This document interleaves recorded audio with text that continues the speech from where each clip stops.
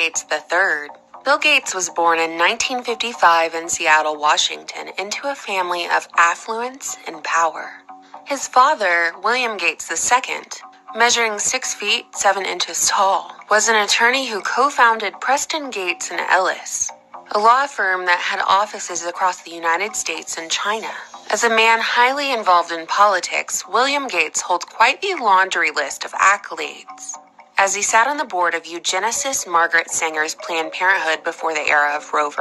Wade. Not only that, but he was also the face of a state income tax initiative in Washington state. After his late wife passed, William Sr. married Mimi Gardner, longtime friend of Teresa Heinz Kerry. Mimi is fluent in Chinese and served as former director of Asian art at the Yale University Art Gallery. But let's get back to the late Mama Gates. Because in addition to popping out Bill Gates, she also had 2 daughters, Christy and Libby. And Mama Gates, who also is known as Mary Maxwell, started off as a humble schoolteacher and eventually became chairwoman of United Way. She came from a long line of money and power, as her father was a wealthy banker and her grandfather served as president of the National City Bank in Seattle and was the director of the Seattle branch of the Federal Reserve Bank. Side note, how come when you travel down the rabbit hole on virtually any topic, the same creatures are always festering down at the bottom?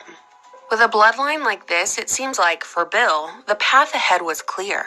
In all of his biographies, there's an emphasis on Bill's intellect that manifested early on in childhood.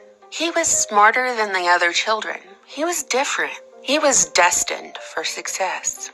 Bill grew up attending the University Congregational Church, which now describes itself as a progressive Protestant church committed to social justice, in an institution that celebrates diversity in religious background, sexual orientation, race, and abilities. Though it seems like the impact of a Christian doctrine was lackluster in Bill's childhood.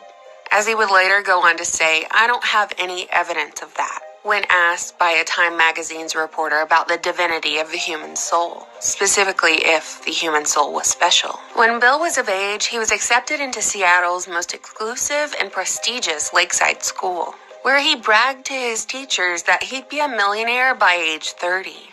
Lakeside was able to collect enough funds through donations to purchase something only big companies could afford in the 60s, a computer.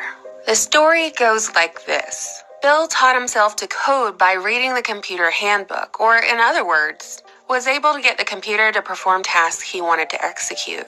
And he and his buddy, Paul Allen, formed a club called the Lakeside Programmers. And hold up, Paul Allen is 2 years older than Bill? But Paul's over here looking like he's 40, while Bill looks like the perfect target for a game of dodgeball. Anyway, somehow the Lakeside Programmers, composed of minors, went on to make business deals with computer corporations during that time, getting paid to find bugs in the software and write computer programs. Bill is credited with making one of the first computer viruses during this time. Maybe this was where he learned that by creating the computer virus, he could profit from its removal.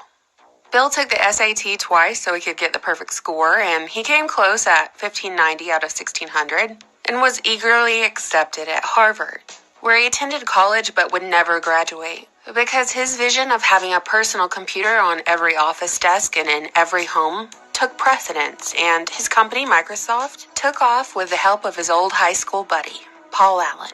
In 1980, Microsoft and IBM struck a deal, and the rest was history. 6 years later, Microsoft was launched on the stock exchange, and Bill and his best buddy Paul became instant millionaires. Though before his death in 2018, Paul Allen wrote in his memoirs that Bill was a bully who tried to cut Paul's share in the company as Paul was recovering from cancer.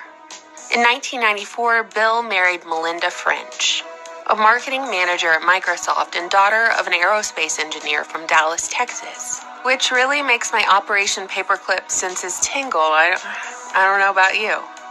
Today, Bill Gates has a net worth of $98.9 billion, is heavily involved in politics, and is known worldwide as a philanthropist, having established the Gates Foundation in 2000 with his wife, his father, and Warren Buffett. The foundation has become the largest private foundation in the world, holding around $50 billion in assets, with its stated goals claiming that from poverty to health, to education to improve the quality of life for billions of people. And for decades, the Gates Foundation has given free vaccinations to people in the third world, while Bill has become more and more politically outspoken, lining the pockets of our elected officials with Federal Reserve notes. Which is really rich because Bill started a movement for billionaires to give away most of their wealth in philanthropic endeavors. Bill is one of the richest people in the world because of the wealth he gained from Microsoft stock. And the stock price appreciation is not taxable until the shares are sold. So he held on to these things for decades, which delayed paying capital gains tax. And to avoid this even further, he donated these shares to the Gates Foundation. So our benevolent and altruistic billionaire over here successfully worked the tax loophole of charitable organizations to enhance his own wealth. If what they say is true and money is power, Bill Gates is one of the most powerful people in the world.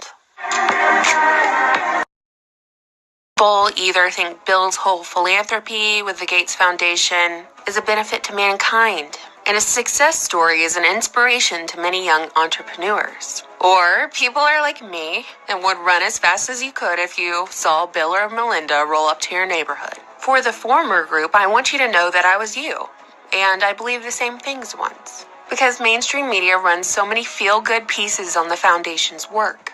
They've successfully framed Bill Gates' life as the tale of the underdog, even though he came from wealth and influence. And to question any of that results in shame from the loudest of voices.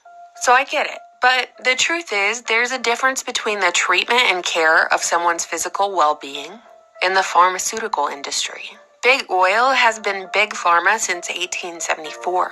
It all started with the Rockefellers and Standard Oil. And remember, it was Devil Bill who sired oil tycoon John D., who built Standard Oil.